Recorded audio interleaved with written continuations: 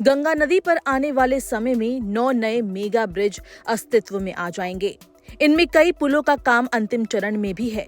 जो नए 9 पुल गंगा नदी पर अस्तित्व में आएंगे, उनमें अकेले 6 पुल पटना जिले में हैं। इन नए पुलों पर परिचालन शुरू होने के बाद गंगा नदी पर पूरे बिहार में 16 पुल हो जाएंगे। वर्तमान में गंगा नदी पर 7 पुल हैं।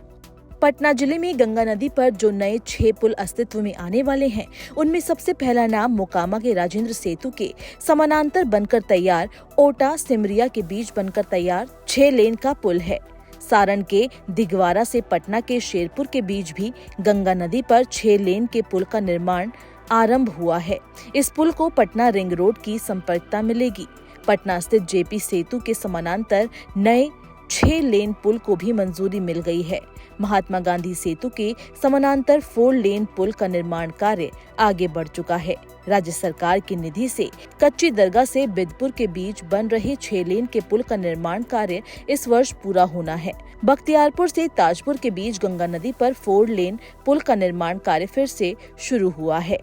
पटना के अलावा गंगा नदी पर जिन 3 जगहों पर नए पुल का निर्माण होना है, उनमें भागलपुर के विक्रमशिला सेतु के समानांतर 4 लेन का पुल, अगुवानी घाट से सुल्तानगंज के बीच 4 लेन का पुल और साहिबगंज से मनिहारी के बीच 4 लेन पुल शामिल हैं। गंगा नदी पर 3 नई जगहों पर मेगा ब्रिज निर्माण का प्रस्ताव है। इनमें भागलपुर के कहलगांव में 4 लेन पुल, रक्सौल हल्दिया एक्सप्रेसवे के मार्ग रेखन पर बेगूसराय के मटिहानी से सामहो के बीच 6 लेन के पुल का निर्माण शामिल है।